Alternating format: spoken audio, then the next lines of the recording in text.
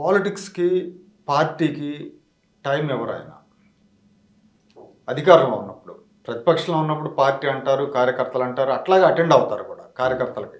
కానీ అధికారంలోకి వచ్చాక నాయకులకే టైం ఎవరో, వాళ్ళు చెప్పేది వినిపించుకోరు, పూర్తిగా పరిపాలన అని వెళ్ళిపోతారు.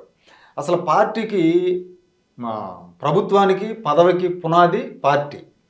ఆ పార్టీని చూసుకోకుండా కంప్లీట్గా ఆయన శక్తి సామర్థ్యాలన్నీ కూడా ప్రభుత్వం మీద పెట్టడం వల్ల నష్టం జరగట్లేదు. జరుగుద్దండి. మీరు దగ్గర నుంచి చూశారు కదా, దాని గురించి ఆయన ఏంటి అసలు? డెఫినెట్గా జరుగుద్దండి. ఇప్పుడు 19లో జరిగినటువంటిది కూడా ఇంకా ఒక రకంగా దాని ప్రభావం కూడా ఉంది.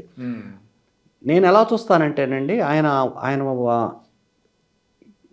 80% మంది ప్రజలకి అన్ని రకాల ప్రయోజనాలు చేకూరి నా పరిపాలన వల్ల వాళ్ళు కనుక సంతోషంగా ఉంచగలిగితే ఆటోమేటిక్గా పార్టీ గెలుస్తుంది.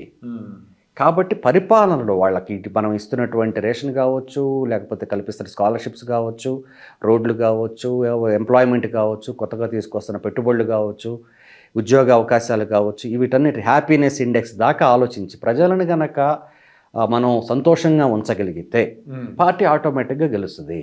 ప్రజలను సంతోషంగా ఉంచడానికి నాకున్న 24 గంటలు నేనేం చెబుతాను అనేటువంటిదే ఎక్కువ దృష్టి పెడతారండి. అందువలనే పరిపాలన అక్కడ జరిగింది దానికి ఇది చేద్దాం, ఇక్కడ ఇది జరిగింది ఇది చేద్దాం, అమరావతి కోసం ఇన్ని గంటలు కేటాయిద్దాం, నరేగా నిధులు తీసుకొచ్చి ఇన్ని రోడ్లు వేద్దాము, లేకపోతే ఇన్ని పంట కుంటలతో యాక్చువల్గా మీరు అది బాగా రాశారు, నరేగా నిధులతో రోడ్లు వేయటం. అవునండి, అదొక మిరాకిల్ అండి. దాన్ని చెప్పుకోలేకపోయారు చేయలేండి. అవును ఈ దేశంలో ఎగ్జాక్ట్లీ లోకేష్ గారు కూడా అన్నారు, మా నిధులన్నీ నువ్వే తీసుకెళ్తున్నావు అని కేంద్ర మంత్రి. అవునండి, అవును అది చెప్పుకోలేకపోయారు. ఎగ్జాక్ట్లీ.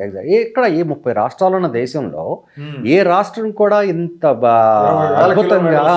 అద్భుతంగా అన్ని 100 కోట్ల రూపాయలని వినియోగించుకోలేకపోయింది, అన్ని వేల కిలోమీటర్ల రోడ్లు వేయలేకపోయింది, అన్ని వేల పంట కుంటల్ని తవ్వలేకపోయింది, అన్ని లక్షల toilets కట్టలేకపోయింది.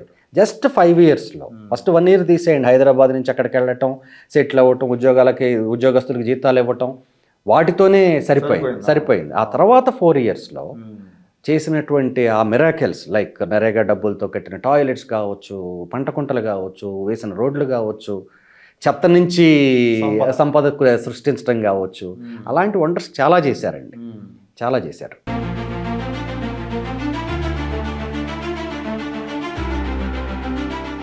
Like, share and subscribe to Rajaniti channel.